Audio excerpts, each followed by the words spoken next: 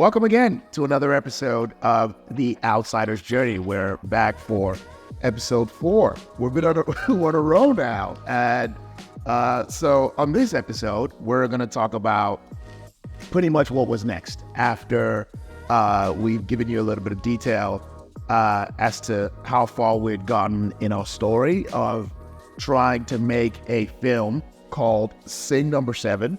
And trying to get it to obviously to a national and even broader audience. We were a bit of a recap again. We're two guys named Joshua, myself, and my good friend Pardeep.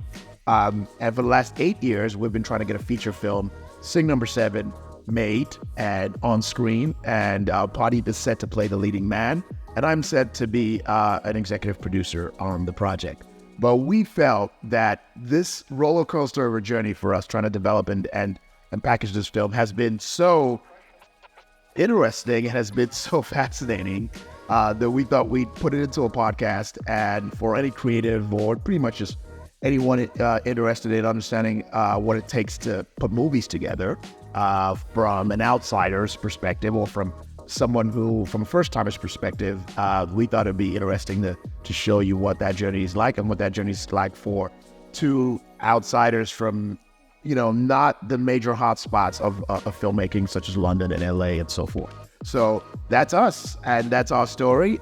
Just for a bit of a recap for anyone who is just coming in cold turkey and not listened to episode 1 and not seen any of the previous episodes. That's our story, and this is episode 4, and in this episode, we're going to be showcasing pretty much what happened next after we made a concept trailer, which got national attention, featured on national news, got us some great press, packaged the film, got a producer, applied for the BFI, got rejected. Applied again, rejected, got rejected, and here we are on the next phase of the journey. Yeah.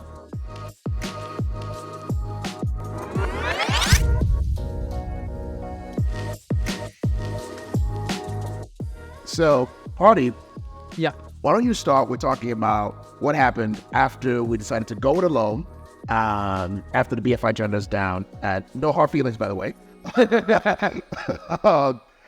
So what was the feeling for us in terms of going it alone? What was that? What was the next logical step for people like us?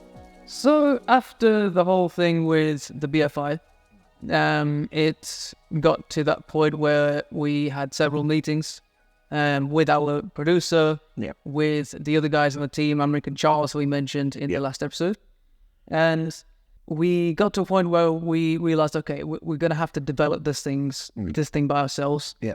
And this is where the producer really stepped up, because he financed, I believe, the majority of development going into that. So we took on a writer named Kenton Hall to help get it to the point where it needed to get. Yeah. Now we also invested more into the treatment and those areas. Yeah. So we really realized that, okay, it's got to that point now where we're going to have to put our own money into this. But like I said towards the end of the last episode, without the producer doing what he did and putting forward the amount of money that he did to get it to this point, it wouldn't have been possible. No, not even close. So before we get to Kenton Hall, because I think we need to break down a little bit about what we had to, what that process was like, because Kenton Hall is such a significant part of the story, and I think he deserves a stronger episode dedicated to him, and even the fact of the process of packaging this project. And it was huge. And our process of packaging the project with a treatment and even creating a very good title card and coming soon poster. That's a really, really interesting part. I think we're going to dedicate an episode to that. Probably the next episode, we're going to give you that in detail. But for right now, what we wanted to dedicate this episode to, and what I thought would be fascinating, was to talk about the element of being an underdog. So, Party, I'm going to ask you a question. Yeah. Do you remember where you were when Leicester City Football Club, won the Premier League in 2016? Yes, I did. Paint me a picture of what that feeling was like, being in the city, being in Leicester when that moment took place. It was crazy. because they just did something that no one ever thought that they would do, completely against the odds, to take on the likes of Man City, Liverpool, Man United, Arsenal, the so-called big boys of the Premier League, and to win the Premier League the way they did. It was, the feeling here was, it wasn't like, when they won the FA Cup afterwards, or when they'd been promoted in the past. This was completely different. Yeah. And rightfully so, because it was incredible what they did. It was arguably the greatest underdog story in sports history. Yeah, absolutely. So that feeling of being an underdog and holding on to pretty much what could feel like a lost cause, what feels like unrequited hope, I'd like to call it. That feeling is what we, in a way, would like to emulate with Sing number 7. Because that moment where the Leicester won the league was a moment, it was pretty much a 1 in a million moment that a lot of people can't really comprehend how almost impossible it is for something like that. They were very close to relegation the season before, if I remember correctly. The season before, they had just... They survived. Barely. Yeah, so it was a point where everyone thought, okay, they're gone. They're gone. But they survived. Then to win the league. And they came back the very next season. I'm the new manager, playing a completely different way of football. It sometimes felt utterly route one, but it worked. It was very effective. It was very Counterattacking, long ball, organized football, and they just blew everyone away. No one saw it coming. Like 15 games in, people were still like, hey, yeah, they'll start losing soon. 20 games in, people were like, okay, yeah, they'll start losing soon. 25 games in, and you're like, they're still top of the league. Yeah. And they're like, they'll start losing. I think what worked well for them as well is the fact that I think some of the other big teams were just stumbling. They were just having an off season. They just weren't. Every other big season. None of them were doing well. Exactly. Every other big team were just having like an off season. I'm a Liverpool fan, just in case. And I think Arsenal finished. That's a big reveal. But yeah, but I'm a Liverpool fan. Pardeep's a Manchester United fan. Yep. And we've not done well in years. Exactly. We've not done well in years. Manchester United were in their long decline. Liverpool were meandering. Manchester City, the usual, big boys, they were just having an off season. Yeah, I think was it Pep's first season. I believe so. Pep's first season, yeah. They were just Arsenal finished strong. Yeah. Tottenham finished third in a 2-horse race. Exactly. And Leicester won the league. It was just a weird season. And it was a flash in a pan, if you will, because the Premier League has pretty much gone back to business as usual. Manchester City wins everything, Yeah. But that moment was the ultimate underdog moment. And despite our odds, I feel like, when a lot of people ask me about how I feel about Sing number 7, I feel like a guard at a museum. You know those guards at a museum, like the Tate or the British Museum. It's not just this film, and I know I spoke a lot in the previous episode about this film being a calling, but I want to change that. For me, I think this film is a responsibility. Because I feel like, and that metaphor, talking about a guard about a museum, is because I feel like I'm protecting something precious or historically significant, that because it needs to be out there. It needs, it needs to be told. And that's how I feel about Sing number 7. Like, I'm protecting something precious and something culturally and, historically significant. And I'd all be like, calm down, dude, it's just a movie. But for us, it's so much more. It's so much more than that. I think maybe that's the case for every single producer and every single writer or creator that's trying to get their story out there. We just feel like the fact that we get to tell this story is a privilege. It's a responsibility, and it's something that's just really, really that we feel so passionately about. That we know that we could be doing this for years to come. This story will still be the one that not just brought all of us together, not just gave us a counterpointing to each other, but it's given us that ability to say that, for this period in our life, we had, we believed in something. And, I think there's a saying out there, I think it's from Malcolm X, that says, if you if you stand for nothing, you will fall for everything. And this film is something we stand for, and because we have such an incredible belief in, and that's really where we were. So this episode is really dedicated to talking about, this story is not just privilege; it's a responsibility for us, and given the setbacks that we faced, Many. setbacks, that responsibility just holds so true for us, now more than ever.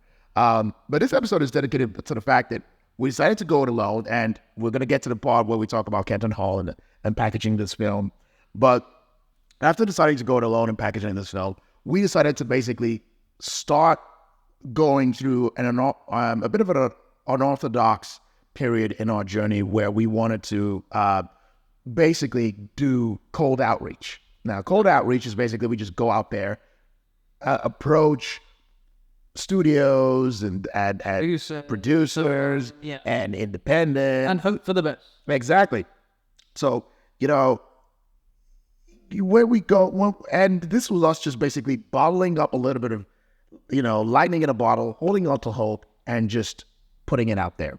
So going back to the theme of hope, and I know I've mentioned hope a lot in these last couple episodes, and that's just because it's a really fascinating feeling to have as a producer and as a creative, because what you're doing is taking a piece of your creative energy, a bit of kinetic, metaphorical energy, and putting it out there in the world.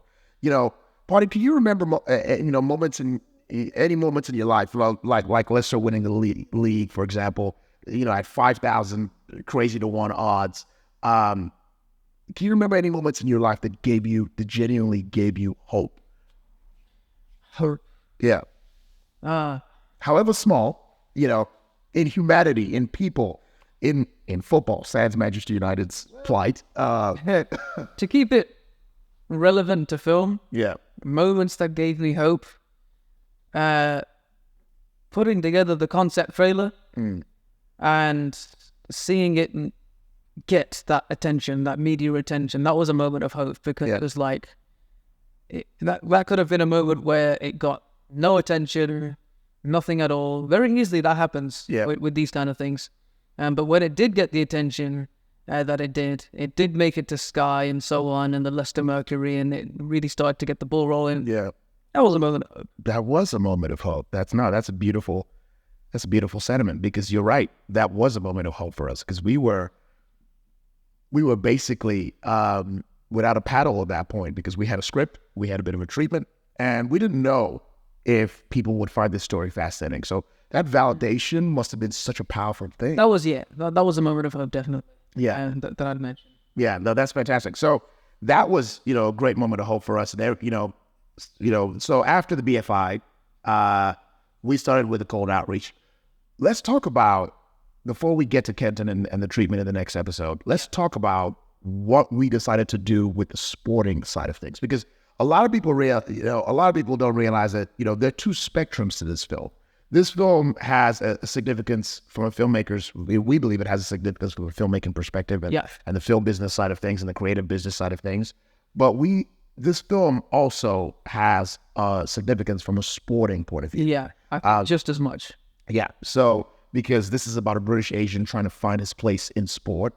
We know the story is a lot more than that, and we'll talk about that in a bit. But let's talk about some of the overtures we made to try and get the sporting side, the sporting sector, the sporting organizations to potentially support this film and give it a message. Let's talk about some of the meetings that we were able to secure from the sporting side of things. Can you go a bit of detail about that? Given the fact that there's a lot of football in this film, with him being the main character, being passionate about football, and this being a moment in his life where he's at crossroads, and football is a big part of that, we thought it makes sense to speak to Kick It Up. Yeah. Because there's, of course, the element of racism in this film that we explore, so it makes perfect sense to go to Kick It Out and arrange a meeting, let them know what we're doing. And we were able to do that, and they were very supportive of what it was that we're doing at the time. And we had, I think, a good 2 or 3 meetings with them in the end. Yes, and a lot of conversations over emails afterwards. Yeah, they showed genuine interest in the story. Yeah. So I think on that side of things, it proved that it was important to go down that road, not just in film, but down the sporting road as well, to get that kind of support. Yeah. And that led to ultimately the meeting with the FA and the FA that we had. Sorry. Yeah. So the So just to give you a bit of context, Kick It Out, that's what the name of the organization is called, Kick It Out. Yeah. They are an anti-racism in football organization. Obviously, if you live in the UK or anywhere beyond, you might have noticed you might have heard about some incidents of racism in football in some countries, and some teams getting banned, stadiums getting shut down for temporarily because of incidents of racism. And this has harking back all the way back to the 80s. So several years back, an organization in the UK called Kick It Out was formed, and it basically means kick out racism in football. And they're sponsored by the FA, which stands for the Football Association, which is basically the Football Association of England. And so we thought, because this is a film about a British Asian trying to find a place in sports, and we won't go into much detail about spoiling, we won't give you too much spoilers about the narrative, but, there are incidents of racial discrimination depicted in our film. And we thought it would be a great way, given that we were sort of spinning in our heels a little bit with the media sector. We thought we could maybe galvanize the sporting sector, the football sector, which would help exactly media side of things, to support the film. So that's what Party was talking about here by these two organizations, to Kick It Out and the FA. So go on, Party. Yes, apologies. I was speaking from purely from a football perspective, exactly, and just assuming that the audience all knew. Yeah, but no. So Kick It Out, as Josh said, they are an organization set up to basically help remove discrimination of any kind from football. So the meeting with them, I would say, went very well. We had a number of meetings with them at the end. They showed a lot of support for the film. They gave us some pointers. They introduced us to a couple of people. And then that ultimately led to the meeting with the FA, the Football Association. Yeah. So we went down to Wembley. We had the meeting. I believe the meeting was with the head of diversity and inclusion. Yes. At the time. I don't know if it's still the same person. No, it's a different person now. Different person now. Yes. Okay. Yeah, and again, it's very similar to Kick It Out. There was a lot of support. There's nice conversation that we had. There was communication back and forth over email afterwards. And we'll overlay that on the screen, because we took a picture in front of Wembley Stadium. Pictures up. And in the Club Wembley reception, we'll put that on screen. We went to Wembley Stadium. I mean, how cool was that? That was nice. Yeah, we got to. They gave us a little bit of an overview of everything. We got to see the stadium, go inside and meet with, because obviously the FA have offices in the National Stadium, which is Wembley. So we went to Wembley and we got to meet the FA, which was pretty cool. Yeah. And we got to talk to them about the film. And I think that was through getting some great support from the BFI. And all this was in London, of course. Wembley's in London. The BFI are based in London. So we had to travel all the way there. Again, which being two guys based in the East Midlands. We traveled over there to London, met with the FA, and basically just gave them more details about the film, about our plot, a little bit about the narrative, and what we were trying to signify with this film and what we were trying to highlight with this message. So it was very interesting to be in that, to be in that environment, because we were filmmakers, and these were people who basically ran the most prestigious sporting organization in the country, or football organization in the country, the FA. So it was really great for us to be there. It was really great for us to have that conversation with someone, higher up in the FA. And I think the FA's, perspective was that this is a great story. This is something that, it's worth telling. But they're very much of the mindset of they can't endorse the project outright. Yes. I believe that's what it was. They can't put the official backing onto something until the project is effectively being made. So they have to watch it first, effectively. They have to cover their backs. Exactly. I think that's what it was. They have to cover their backs. They have to make sure that they're not going to get themselves in trouble by supporting something that, let's say, if it was to do something wrong or show something wrong that they don't agree with. Yeah. Exactly. So that's really where they were, and that's okay, because obviously the FA is a massive organization. They They're in charge of all footballing activity in the sense of across the country. So this was something they needed to be really sensitive about. So they wanted to, it was not just about seeing the script, but they wanted to make sure that when the film was made, that they would be comfortable endorsing the story. And that's really where we were. But it was a very productive conversation, but there was that element of support from them to say, what you guys are doing is really noble. Come back to us when you've got the package film, and we'd be more than happy to use it to stir up a conversation about discrimination and racism and underrepresentation in the sport of football in the UK. So that was really great for us to get there, have that element of support from Kick It Out, have that conversation with the FA as well. And what's really great is that we continue to have conversations with the FA. They've not, it's more of a case of we're just trying to keep them in touch with our journey, which is really good. And that was a really good moment. So that meeting in itself was really good because we were able to start to galvanize a little bit of recognition with the sporting, with the football organization side of things. So after the meeting with the FA, we also, and I think we can probably reveal this. I don't think this might be crazy to not reveal, but we also scored a meeting with the Premier League Football Club. Let's just say that. Exactly. Just in case, I'm just thinking, you got to think of all angles here. Exactly. Premier League Football Club. Yeah. So we also scored a meeting with a Premier League Football Club. We scored a meeting with several Premier League football clubs, actually. Yeah, in the end, we did, yeah. Yeah. And the Premier League Football Club that we're working with now, that happened recently. But I'm talking about the first football club. Premier League Football Club that we had a meeting with. Yeah, we had a meeting. Yeah. And we'll put a picture up, and we won't reveal anything about what club it is. You can make your own infer. You can infer from context about what that picture is, because that picture is Pardeep and Amrik taking a picture in front at one of their, I think, hospitality boxes, looking with the pitch behind them. Oh yeah, people don't know what that is. So we won't. That's all we'll say. It was a Premier League Football Club, and basically, what was really great about that meeting was we also got to discuss the element of the story with this team. And, without going into much detail, because our development journey has taken such a long time, we've sort of lost touch a little bit with this football club. Yeah. But when we were able to get into that meeting with the club, the conversation was actually really, really interesting. It was very, it was a very interesting conversation, and they so much support.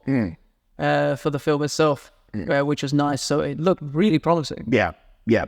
And what we were able to do was just tell them about the element of the narrative, the element of the story, how the film was grounded in that element of heart and home, and they showed a lot of really, really great support for it, because they knew where they were based, and they knew that making a community-based, telling such an illuminating story about the local community was so powerful.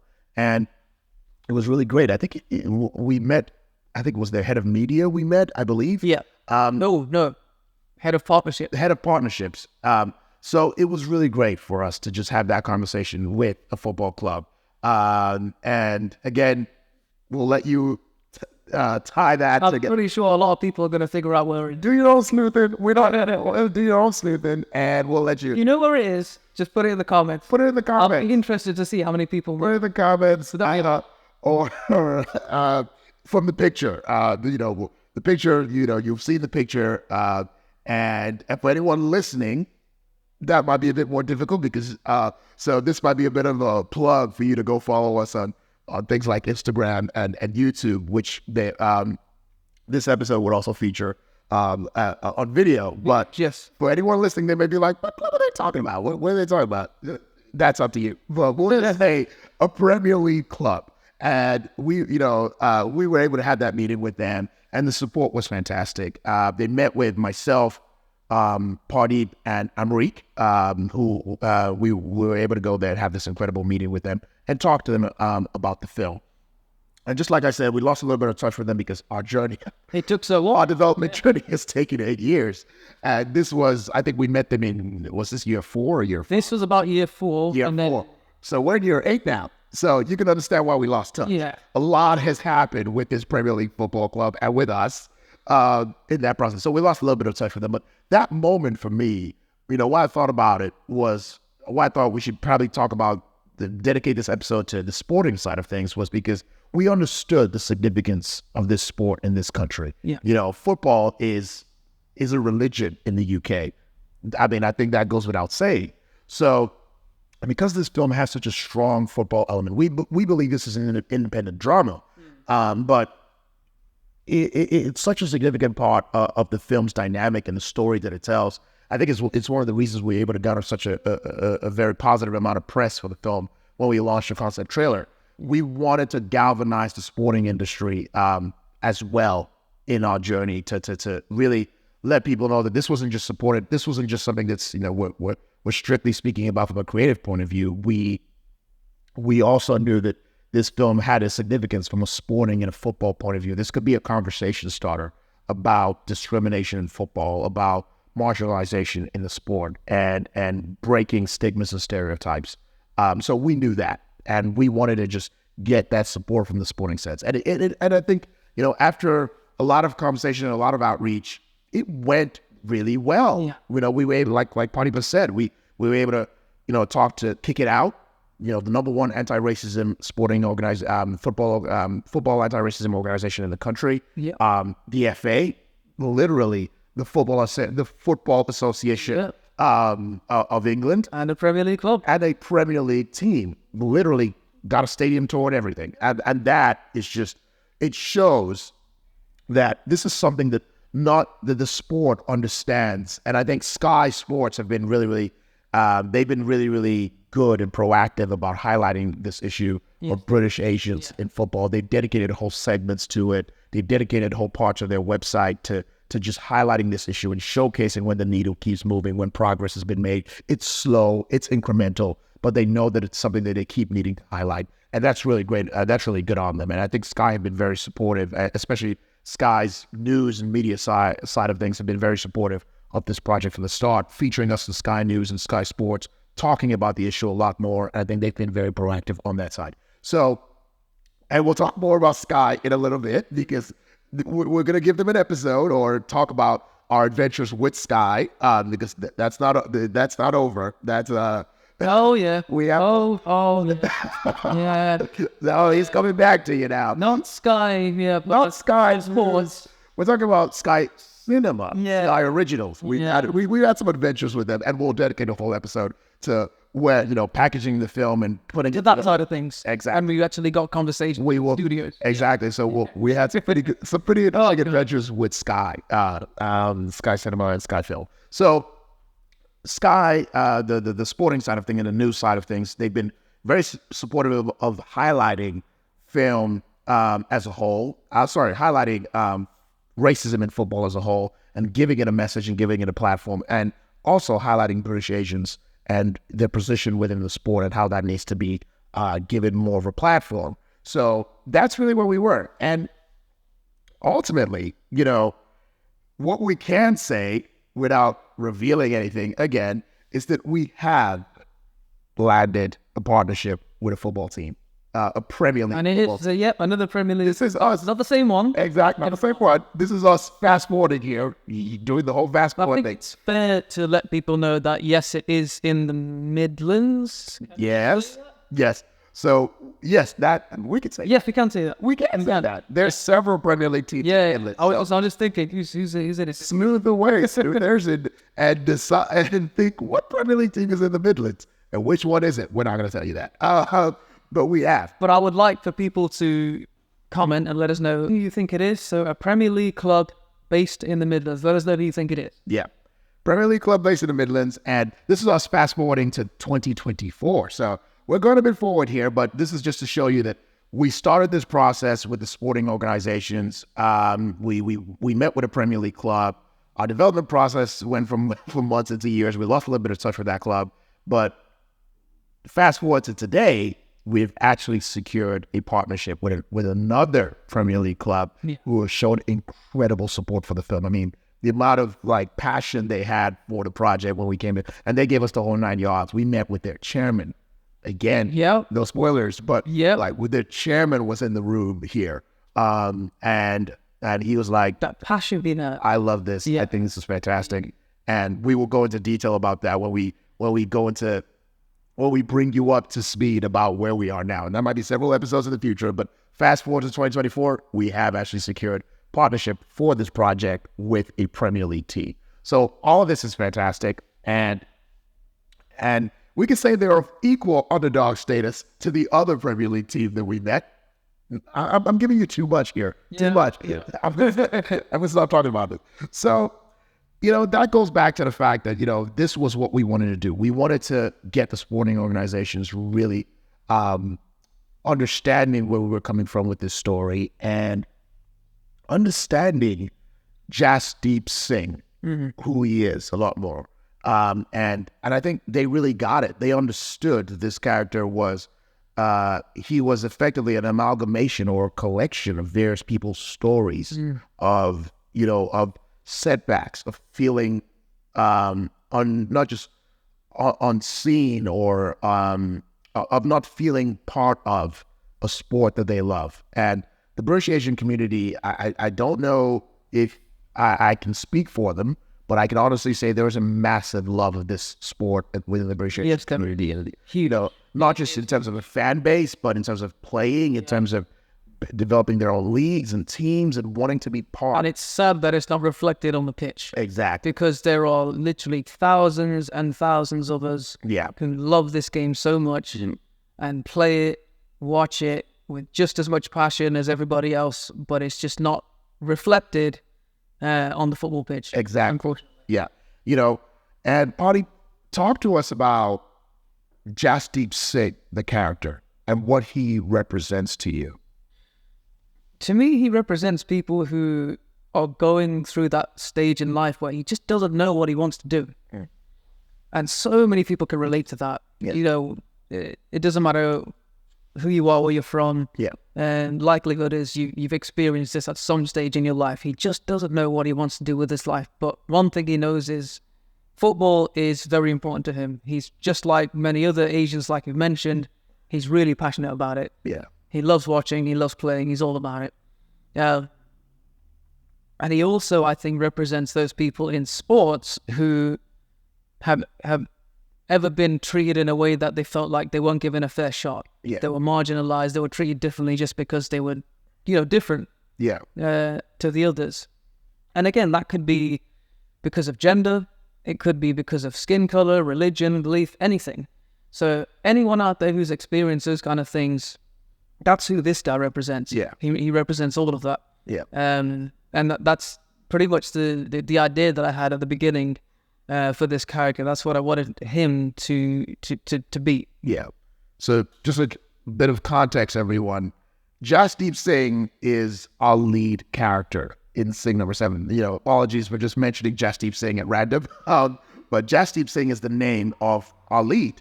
Is the name of the character that this film effectively follows. And that was Patti just giving you a bit of context as to who this person was when our story begins in Singh number 7. For me, Jasdeep, or Jazz as he's called in the film, he feels like flesh and blood. He gives you that, this little ray of hope that we felt in several elements of this project, is sort of, for me, harkens back to the plight of this character's journey. He's more than just a football guy or football bloke, if you're, British and Clark. He's more than just that. He's flesh and blood. This is a story about a guy who's at a crossroads in his life, and he has to decide, really, does he hold on to that hope? It's about his life, love, and home. It really is. If you think about it, it's not just a football film, but we know football plays such a huge part in this character's life and his journey. It's about a human being that decides to hold on to hope, however fleeting, in his dream. He has a hope. He has a connection to such a dream that he just believes that he has to grab onto it and hold it, almost like something precious in his life, and he just decides to go for it. And that's where we we meet our character where he's not sure about where he is in his life, but he knows what he can do. He knows and he believes in his ability trying to play the sport. And a lot of things are in his orbit, his family, his love life, what he's going to do with himself at this point, at this, juncture in his life. And it just is so fascinating to think about that, because we're not just we believe our character is not one-dimensional, and we've not built a one-dimensional world around him. There's so many facets. So many different areas in his life that we explore. Yeah. We look into, we see his frustrations with just everyday work situation that he's in, his studies, and his personal life outside of that, as well as the football side of things and what's going on there. And what people will notice if we ever get this film made, which I really hope we do, he always plays football like he's got something to prove. Yeah. And that's a sense that you get from the very beginning. Is okay, what is it that he's trying to prove? Yeah. And I feel a lot of it he's trying to prove to himself. Yeah. Yeah. And, this is us, maybe, like Pradeep said, if we ever do get it made, our director can infuse that into the narrative, into the scenes. And we have some really powerful scenes in this film that are just so emotional and visceral and powerful. Yeah. And you get to see that in this character. He's real. He's flesh and blood. He makes mistakes. He gets things wrong. He's not a white knight. He's not he's not a hero.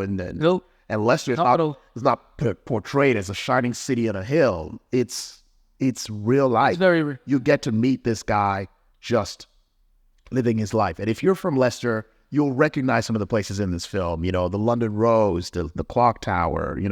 The places that feel like, that remind you of home, that resonate with you in your heart. This is a character he's a local lad trying to do good, trying to figure his stuff out, and there are a lot of people at that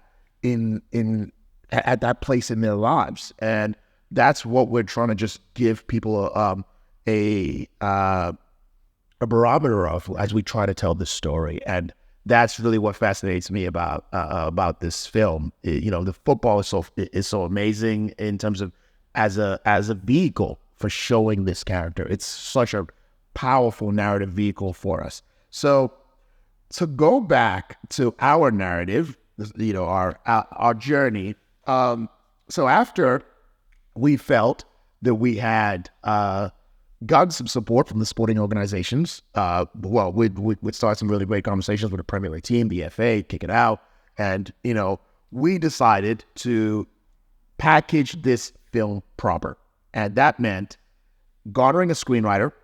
Pradeep's already mentioned his name. His name is Kenton Hall. Really, really fascinating guy. We're gonna give him his flowers in the next episode.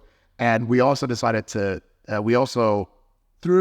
our connections with Kick It Out, we were also introduced to an associate producer. And we'll talk a bit about that gentleman in the next episode. And this associate producer, just to give you a bit of a teaser, a bit of a sizzle, why it was interesting to meet him and work with him, and why Kick It Out thought it'd be great for us to be introduced to him and have a conversation with him, was because he had actually gotten a short film made about a football-based short film made about, I believe, homophobia in football. Yes. And so they thought, our stories would connect and resonate. The fact that he's been there and done it, yes, with a short film, but exactly. he's done it. He's done it. It would be good for us to speak to him to see the knowledge that he had. And in terms of the football side of things, especially, he had a lot of knowledge. He had a lot to share with us, that really helped push this story in the script to greater heights. Exactly. And, just like us, he was able to get the support of a Premier League team. They were able to, he was able to work with them in terms of, them giving him rights to use their kits. Also got a sponsorship deal. He also got a sponsorship deal with Adidas, I believe. I think we can say that, we can. He got a sponsorship deal with Adidas to partner with them to make his short film, and a Premier League team and the FA. So they thought, Kick It Out thought, you should talk to this guy. He would have such amazing knowledge for you, because in terms of the things that you guys are trying to do. So we managed to get this, associate producer on board. And we'll talk about him in the next episode. We'll talk about Kenton Hall in the next episode also, who's our screenwriter, who took pretty much the mom and pop script that Pradeep and I had put together and turned it into a film, because Kenton Hall years of experience that he has showed when he put this together, because he took the story that we had and he just sort of pushed it in the right direction. He kept pretty much all of the characters that we had in mind for the film and just adjusted things. He adjusted things. He elevated. Should be. He elevated the drama, the he did. power, and the resonance. I think what we had was essentially, even though we lowered it a bit with our version, was a lot of football. There was a lot of football. In my version, there was I think don't even know how many. It was like a highlight reel. He was like, our script was like a highlight reel. It just went scene, football, scene, football, scene. And don't get me wrong, it was good. It would have been a good watch. A very good watch. Any football fan. Exactly. For any football fan, they'd be like, oh God, I'm watching. But we needed that drama side of things to be really nailed down. And that's where Kenton... And, Kenton is an acclaimed writer who has that ability to really put an element of emotion and drama into his writing, into his screenplays. He's got a feature film out there. I think it's on Netflix at the moment. He's written several short films, worked on several independents. He's also a very, very talented musician. So we're going to talk about Kenton in the next episode. We'll talk about our associate producer as well, in the process of bringing this whole package together. So on the next episode, that's what we'll cover. We'll also cover the fact of the process of building a brand new treatment, creating effectively concept principle photography for this film, making this amazing coming soon trailer and coming soon poster and building a web presence for the film and all of that. We'll talk about that in the next episode, because that was the next stage of our journey as we continued to go it alone and package this film ourselves. Yeah, because that's really what we did. We had to basically say, you know what? Can't get any support from the BFI. And our producer, this amazing individual, just said, you know what?